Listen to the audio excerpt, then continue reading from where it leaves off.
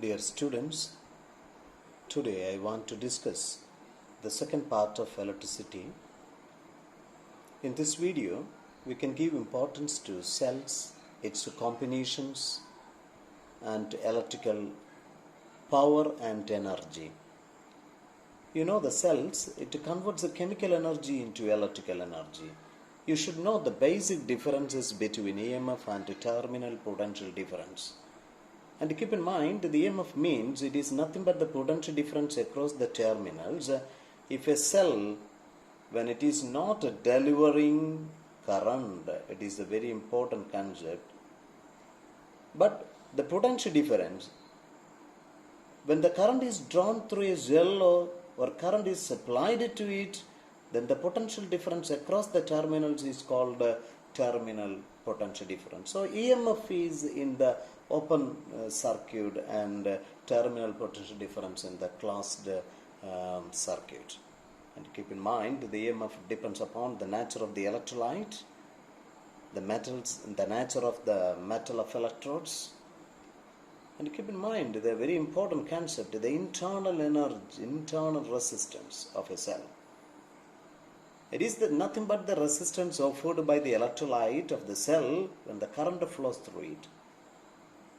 How it depends, how it varies. And keep in mind the distance, if the distance between the two electrodes increases, that resistance decreases, that resistance increases. If the area dipped in electrolyte increases, that resistance decreases. The concentration of electrolyte increases, that resistance increases. When the temperature increases, that resistance decreases. So you should know the variation. Look, the different situations, the cells are discharging. There is a normal circuit, and there the terminal potential difference is less than the EMF. But for charging a cell, in that case, the terminal potential difference take the value greater than EMF. Look the different relations. So we take the value as E minus IR for discharging, and for charging V equal T plus IR. You should know what is the difference between open circuit and short circuit. The open circuit in the sense that external resistance take the value as infinity, and hence we can say that current becomes zero. So the circuit is in the open concept. There the terminal potential difference become equal to the EMF. But for the short circuit, in the sense, keep in mind, the positive and the negative polarity is connected together, the external resistance becomes zero. The current take the value as E by R, and hence the terminal potential difference becomes zero. The current flowing through it becomes maximum. Look the combination of cells in series and the parallel combinations. Here we can say the different cells are connected in series and each got the internal resistors. Say sometimes we can write as R1, R2, R3, etc. This is the external resistance and the current flowing through it. We have to find it. There are effective, they are in series, so R1 plus R2 plus R3. If they are all equal, we can say NR. E effective, they are in series, so N into E. So the current flowing through the series combination is the net EMF division by R net plus capital R. That is nothing but equal to NE division by NR plus capital R.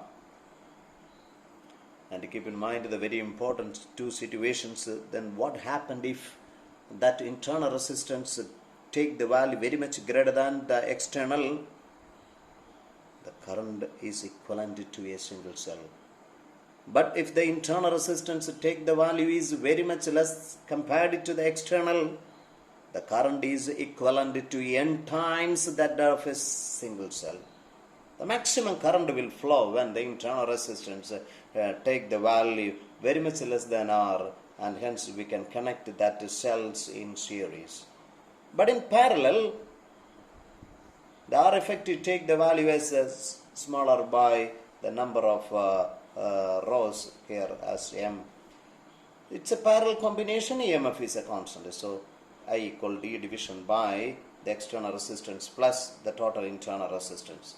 Here also the two situations are there. If the internal resistance take the value very much less than M into R, and we can say that it is equivalent to the current from a single cell. But R is very much greater than M into R, we can say that the current from M cells.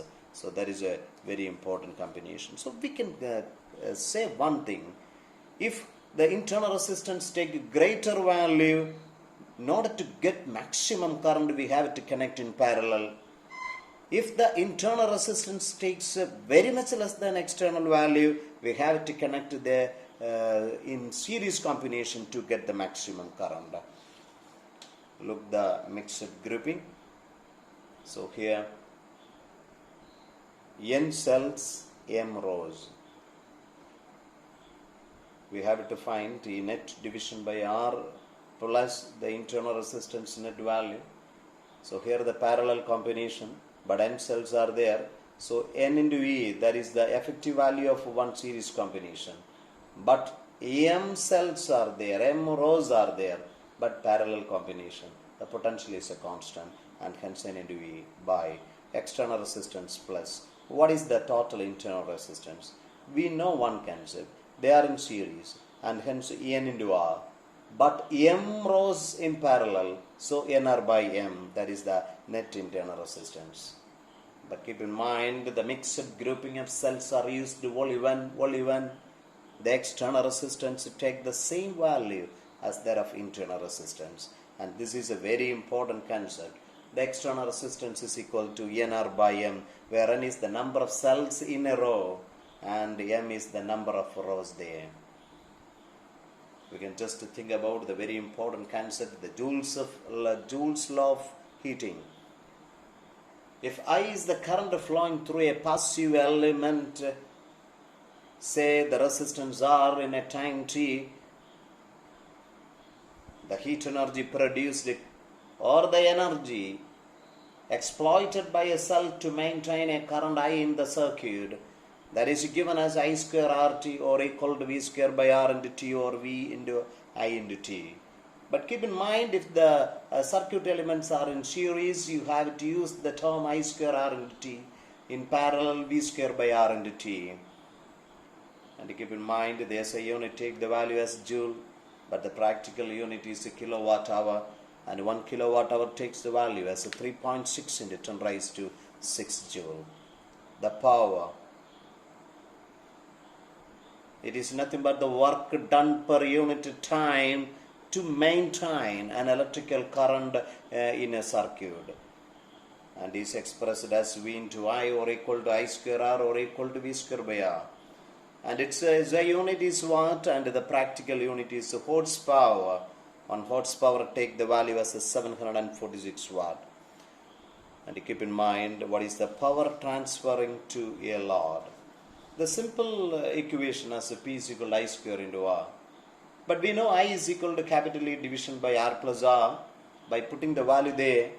And we can think when that power become maximum, with the variation of value in small r or capital R, we can say that dP by dR should equal to 0. The variation of power with respect to resistance should equal to 0. While solving, we get the maximum power will be transferred from a cell to a circuit element only when the external resistance take the value equal to internal.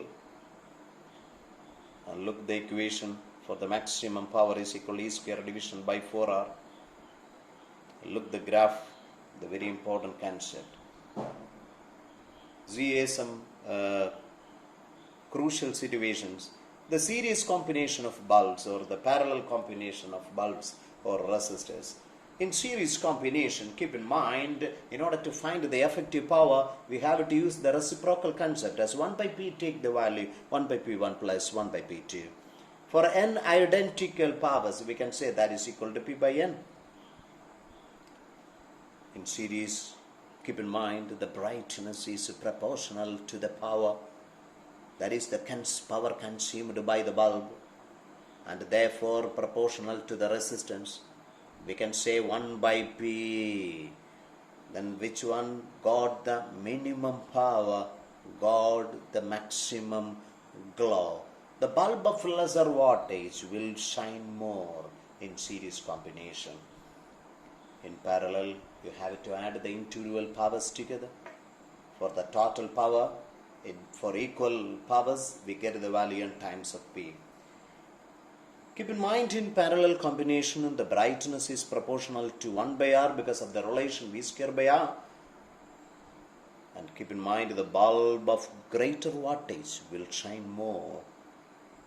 So keep in mind, if we are with the 3 bulbs like 5 watt, 10 watt and 15 watt, if they are connected in series, we can say that 5 watt will glow more brightly. But in parallel, the 15 watt. That is a very important concept. If a heater boils m kilogram of water in time t1, another one boils the same amount of water in time t2, then both connected in series will boil the same amount of water in, keep in mind, in series t1 plus t2, and in parallel Tp take the value as t1 t2 by t1 plus t2.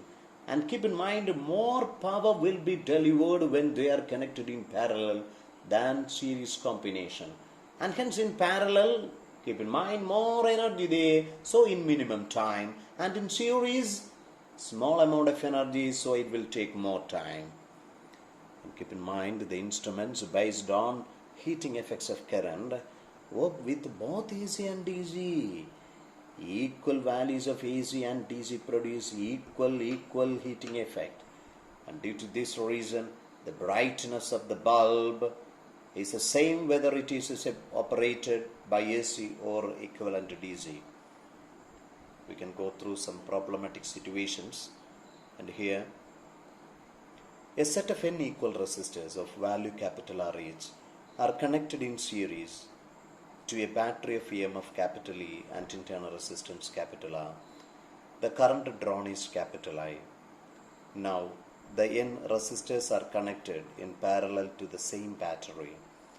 Then the current drawn from the battery becomes 10 times I. So in series, we can easily write the EMF there, E division by that N equal resistors, so the value NR and the internal resistance is small r, but small r take the value as a capital R, so E by NR plus R. But in parallel, E division by that resistance in parallel means N equal, the effective value become R by N plus internal resistance as R. You can just solve by putting in place of I as E by NR plus R. Then you solving, you get the value as 10. Another question, a circuit consists of 3 batteries of EMF, E1 equal to 1 volt, E2 equal to 2 volt, E3 equal to 3 volt, and internal resistances 1 ohm, 2 ohm and 1 ohm respectively, which are connected in parallel. Then the potential difference between the points P and Q is, a good aspect is weighting. So here their internal resistance are given, their potentials are given, then we have to find what is the effective EMF between the 2 points P and Q. At first we can just the reciprocal of each cases and you get the value 2 by 5 ohm. Then what is the case for capital E? So we can use the simple concept as E1 by R1 plus E2 by R2 plus E3 by R3 by the effective value of that resistors together. So 1 by R, then it is equal to 2 volt. We are with another simple question. 2 cells with the same EMF capital E and different internal resistances R1 and R2 are connected in series to an external resistance capital R. Then what is the value of capital R if the potential difference across the first cell is 0? The potential difference across the first cell E is 0. So the internal resistance is small r1, small r2. It is the capital R. At first we can just find what is the current there. The effective EMF that 2E division by the total resistance is R plus R1 plus R2. But it is given the terminal potential difference across the capital E is 0. So we can say that E equal to I into R1. We know the value for I. So you just solving, you get the value. Capital R take the value as R1 by minus R2. A heater coil is rated as 100 watt to 200 volt. It is cut into two identical parts. Both the parts are connected together in parallel to the same source of 200 volt. Calculate the energy liberated per second in the new combination. So we know the power is V square by R. So the resistance of that case can be easily find out as V square by the power. You get the 400 ohm. But it is divided into two halves. So the resistance of each half becomes 200 ohm. Then we have to connect them in parallel. So R effective becomes that 200 value by 2. You get the 100 ohm. Then energy liberated per second become what? The potential square division by resistance. So you know 200 into 200 division by that resistance become 100. You get the value as 400 watt. It's a good question, keep in mind. Another good question, but simple. The power of a heater is 500 watt at 800 degrees Celsius. What will be its power as 200 degrees Celsius? It is given the coefficient of resistance with the temperature is 4 into 10 raised to minus 4. We know the simple concept. P is proportional to 1 by R. Therefore, P at 200 degree by P at 800 is equal to R at 800 by R 200. But we can easily write R 800 is equal to R 0 into 1 plus alpha 800, and R 200 means R 0 into 1 plus alpha 200. You can just solve it, you get the answer. We are waiting a good question, good question. 360 watt 120 volt light bulbs are connected across a 120 volt power source. If the resistance of each bulb does not change with the current, then find out the total power delivered to the three bulbs. So here the 60 watt 3 bulbs. And see, look the figure. 60 watt 3 bulbs, 60, 60, 60. But here that two 60s are in parallel, and hence we can get the value P1 plus P2. Therefore it becomes 120. That 120 is in series with the 60. So you get the answer 120 into 60 by 120 plus 60. You get the answer as 40. So in parallel combination, P equal to P1 plus P2 plus P3 plus etc. And in series combination, 1 by P take the value as 1 by P1 plus 1 by P2 plus 1 by P3. We are waiting a very good question. 3 identical bulbs are connected in a circuit as shown. What will be the brightness of bulbs A, B if the key is switched? If the switch is closed. So it become a low resistance path, and hence the current more will flow through that one. It is a concept. So the flow of current through so is become less. So so the effective resistance changes, and hence we can say AB become more bright. It's a very important concept. So students, electrical power section, it is a very important concept based on our examination point of view, and try to do maximum MCQs, then you can get maximum ranks. Take care. God bless you.